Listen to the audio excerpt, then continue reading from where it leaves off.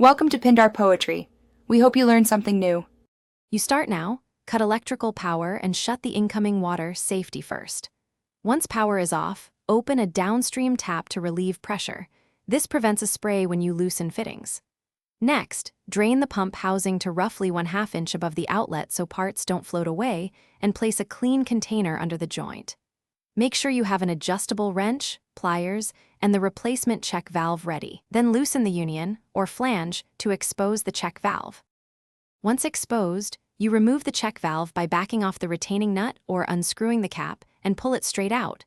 Note the flow arrow orientation so you reinstall correctly. Inspect the body and spring for grit, mineral buildup, torn rubber, or cracks. Clean the internals with a rag and fresh water. Don't use solvents that swell seals. If you see scoring or a compressed seat, measure key dimensions and compare to the new part. This explains why failing seals or debris cause backflow. You now install the replacement check valve the same way the old one came out. Make sure the flow arrow points away from the pump, and lightly coat O-rings with potable silicone grease to seat smoothly. Reassemble the union or flange, tighten snugly, then slowly restore water and finally power. Watch for leaks and listen. Proper operation is a quick valve click and a steady pump prime.